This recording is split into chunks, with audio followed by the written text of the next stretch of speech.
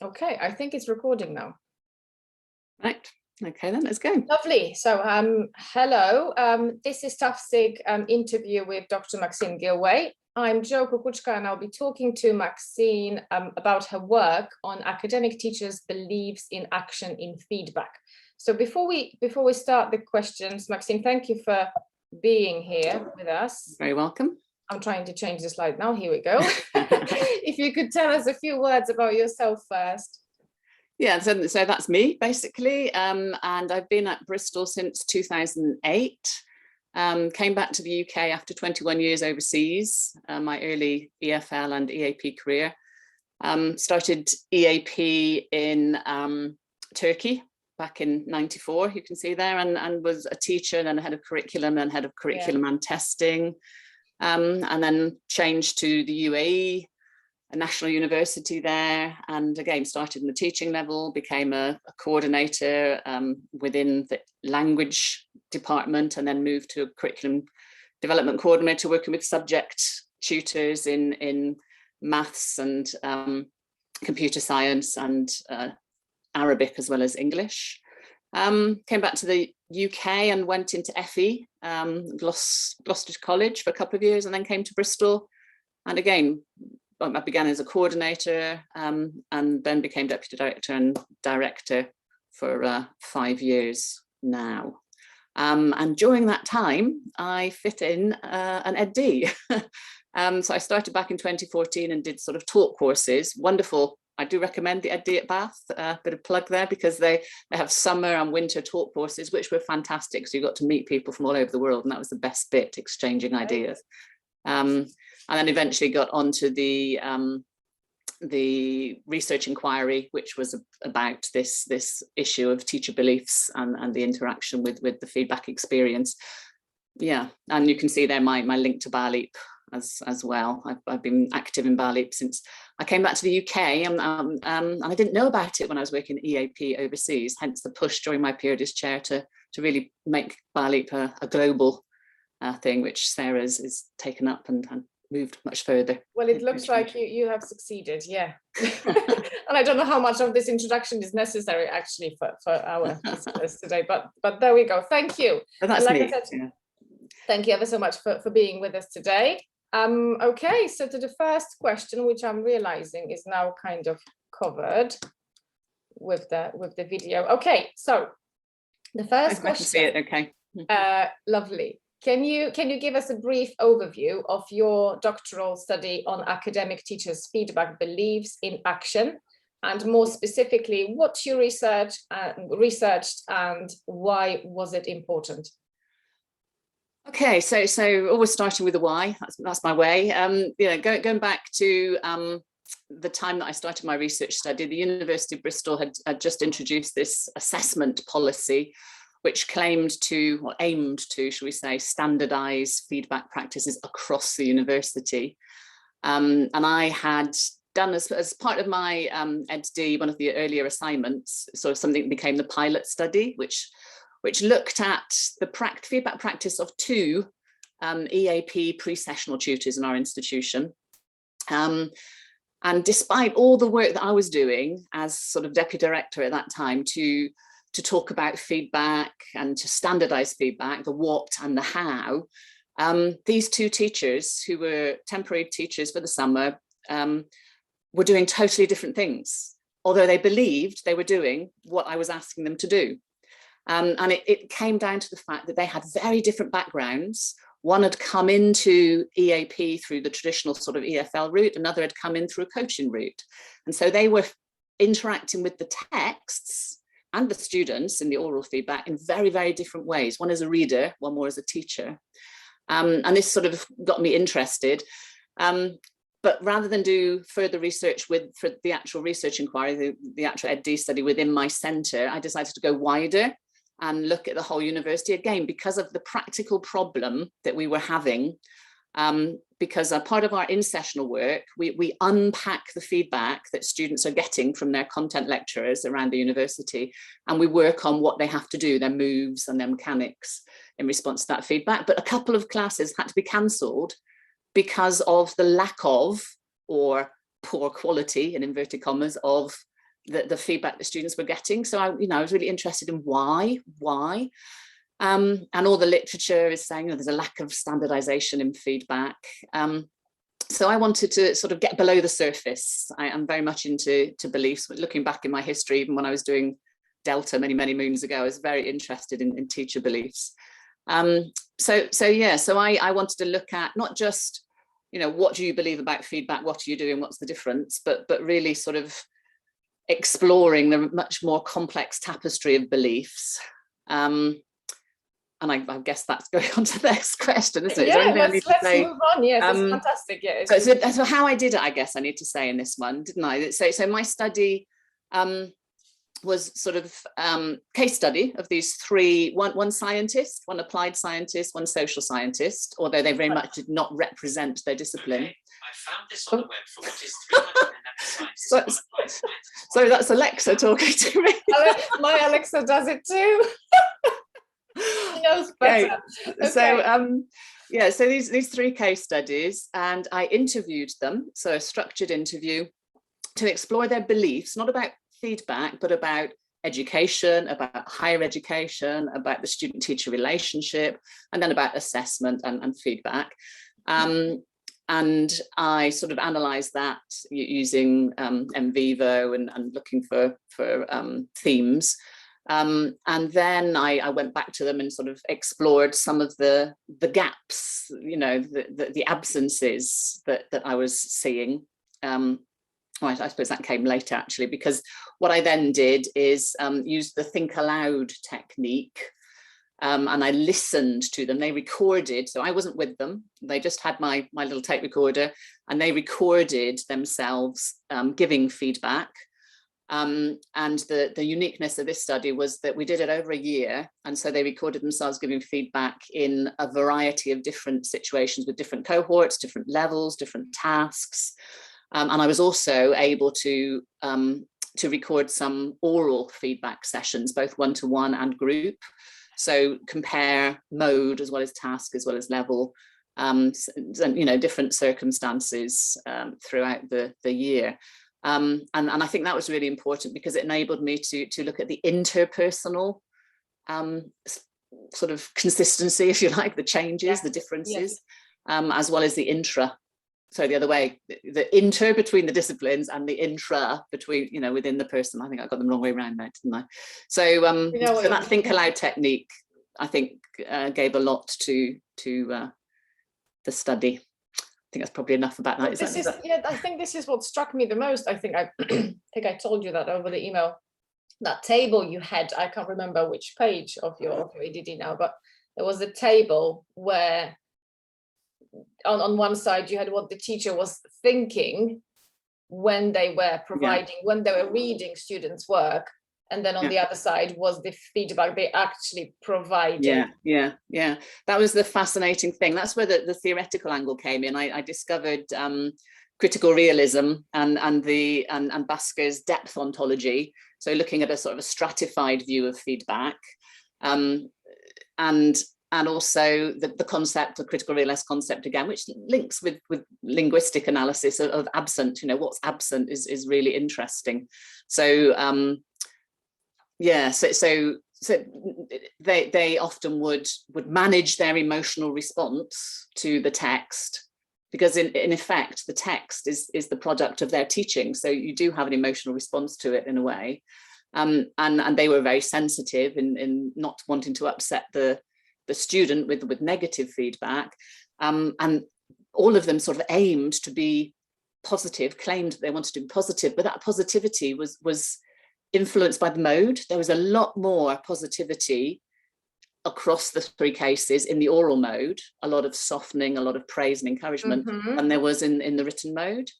But having said that, there was one case where positivity was there throughout, very strong belief in the need for this, and the uniqueness of that case was it was very, very specific. And that's one of the things I think we forget when we're being positives. We tend to be quite generic in our positivity and our praise.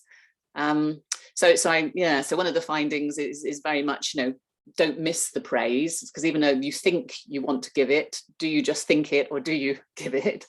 because there was examples where in the in the thinking that the academic would say, oh, this is fantastic, this is so unusual that you'd see something like this, and then you just got a tick on the script, which doesn't communicate that level of positivity to the student. It's interesting. Yeah, that excitement, even it was not translated in that table, for example. So just to wrap up this second question, which we moved on kind of smoothly to, so in terms of teachers' feedback beliefs, what did you find was the key problem? So you've just talked about that, but I wonder if you want to kind of either wrap it up or maybe add anything. Yeah, sort of summarize, I guess. So I guess the beliefs literature looks a lot at the complexity and the dynamism of beliefs, and that came out in my research. The way the beliefs are held, whether they're core beliefs, whether they're peripheral beliefs, how they were acquired. So there's an example in my study of an academic who learned something and was very excited about his new learning from a course on feedback to do with just giving feed forward and not focusing on something that that was useful to that task but the student wouldn't use again. But that meant the feedback was the student was losing some key information. So I sort of lost my thread there. What was I saying? The key problem. So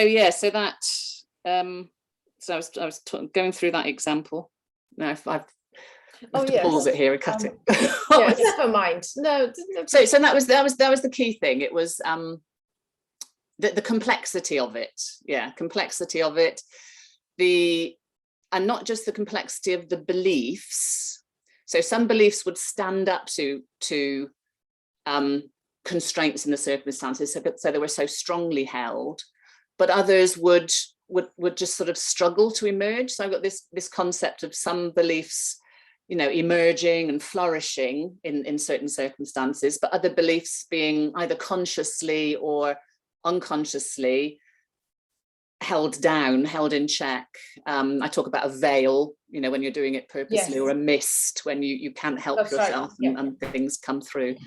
So it's that complex nature of the belief system itself and the interaction with emotions. The definition of a belief is a very messy thing, as with all things in academia. And then the interaction of the beliefs and the context. And what I found the most interesting were not those things that I expected to impact, but other factors such as the emotions. I was focusing very much on the teacher side, but I saw teachers, doing exactly the same thing with different students and getting different results. So it very much is, it takes two to tango. There's a good article called that, by the way. Because they can change over time. They can change. Indeed. Each person can do it differently. Each person or each teacher could do it differently with different cohorts of students.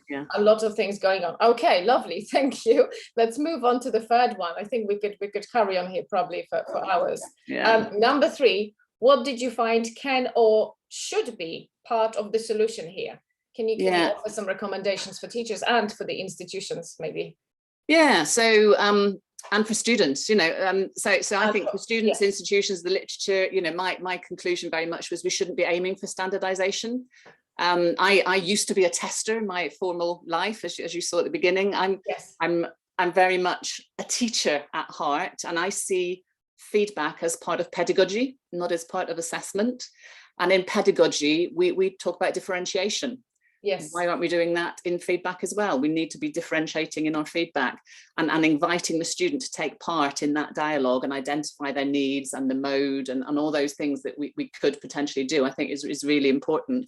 So to tell teachers not to try and do the same for everybody, to tell students not to expect that they're going to get exactly the same as somebody else, because they might need something different, whether that's a focus on task or process or self-regulation, whatever. And then for people like myself and managers and trainers to not go look at feedback at the level of practice, but to go deeper and look at the beliefs, because I think working with teachers on the practices of asking them to do this, that, the other, that's training. That's not development. And I think if you're going to go for development, it's a long-term thing, and it's really asking people to become aware of Yes. their beliefs and how those beliefs are impacting what they do. And, you know, one of the things we've started in our institution is this idea of feedback observations.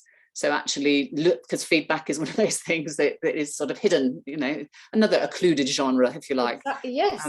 Yeah, so actually getting teachers to look at each other's feedback and talk about why they're doing what they're doing, and learning from each other, and examining their own practices and looking at other practices, I guess, is some of what I would recommend. Fantastic. And I think I don't know, we often just feedback is kind of forgotten, because like you said, it's either kind of attached to assessment, not given much value possibly, but then it is too much. So how do we actually look at it? So looking at it as pedagogy. Yeah, I've got 4 Ps. I always have a little acronym, as you know. Yes. So my 4 Ps that came out of this research really are purpose. Mm-hmm. So the teacher needs to know what the purpose of the task is, because that might impact the different type of feedback that's needed, whether it's what level of feedback, whether it's on the task, the process, the self-regulation. So that's the first P. Partnership. Second P, get the student involved with you. This is it. Yeah. Pedagogy. You know, it's not assessment, it's pedagogy. You know, it's part of teaching. So you're learning from the feedback that you're having to give, because it reflects on what you've taught and what's been learned, you know. And then process. So that's my 4 Ps: purpose, partnership, pedagogy, and process would be the key. Lovely. P. 4 Ps. Yeah. We should have it on the slide, but never mind. We will remember that. That's absolutely brilliant. Thank you very much for those recommendations. But that would, then I'm thinking about the implications of that for the institutions, for the teachers, for the students. I think it's easiest to think the implications for the students. Well, I see benefits in my head. For the institutions, maybe slightly complicating things, but we have to remember we are there for the students, right? So that's exactly. And I think it's you know, it comes down to giving autonomy, doesn't it, to different people to do different things. In, you know, one of my participants was in a quite senior position, and it was the person determining how feedback should be done in their department with cover sheets, etc. But when the external examiner asked them to do a particular thing that conflicted with her belief, a really core belief about how something she couldn't do it. She needed that autonomy, so she complied, but in an unexpected way, to fit her own belief system into what was being demanded. So that a degree of autonomy, I think, needs to be there to allow people to exercise to enact their beliefs in a way that's going to be beneficial to the student in the end, isn't it, really? This is incredibly, I have to say, for me, it's incredibly interesting. Like I said, very, very complex. I think a lot more needs to be coming on that, obviously. Okay, I'm going to move on, if that's okay. Yeah. What are you working on next? Well, next, so I finished this November, did my Viva April, so it's not quite a year since I passed, if you like. And immediately after that, I worked on a chapter for a book, for a Routledge book coming out, Reflexivity and Applied Linguistics.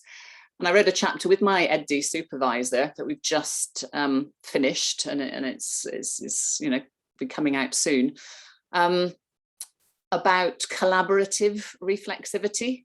So we looked very much at our feedback partnership, the relationship between me as EdD candidate and him as EdD supervisor. And my internal reflexivity, so my research journal that I kept throughout the process, and what I revealed to him from my research journal or not, because again, that level of transparency that you choose, you know, in that feedback relationship.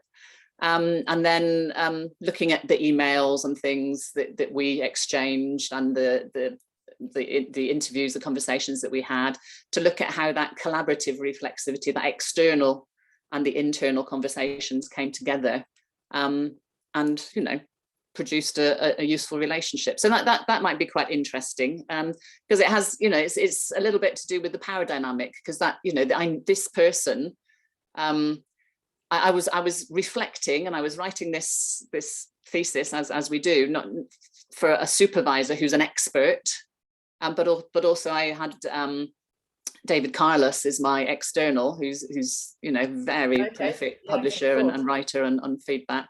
So it's, you know, that's yeah, again, you know, how much was I revealing to whom? And when asked that question in the Viva about, you know, the weaknesses, what would you do differently next time? So how much do I really reveal about what I put down in that research journal? Because this person can pass or fail me on this, you know. So but it emerged that you're able to show how much you have grown over this period of years as a researcher through this collaborative reflexivity. Other than that, I have to admit that I haven't started working on anything, given, you know, circumstances and pressure of work and things. Well, you have to promise something now, and then you're going to be held accountable, right? Yeah, I have given a few presentations based on it, and I did one in Reading, and Claire Furno, who worked with me on my master's way back, you know, said you've got to publish something from this. So I will, but hopefully collaboratively with somebody, you know, either my supervisor or maybe with Dave Carlos. Yeah. Well, this needs to get out for sure. No, it's far too important. It's innovative. That's how I see it. That's how we see it in TAFSIG. It's something that important that we should be talking about.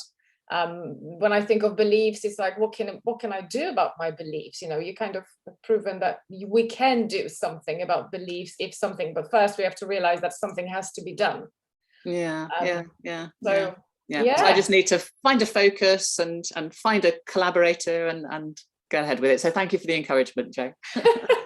You're welcome. I'm always there to do that. Yes, I'm always there to pull more out of people, because it's just like I said, it cannot stay hidden. Okay, so we've got references here. Maxine has given us a link to her EDD, so all of the references that you might find interesting or important will be there. You can also scan the QR code. The link will be in the description of this video as well, so it will be clickable as soon as you finished watching this video. Okay, lovely. Thank you very much, Maxine. Thank you for your time with us. Thank you very much. And good luck with more work on it. Thank you. Okay, thanks, Jo.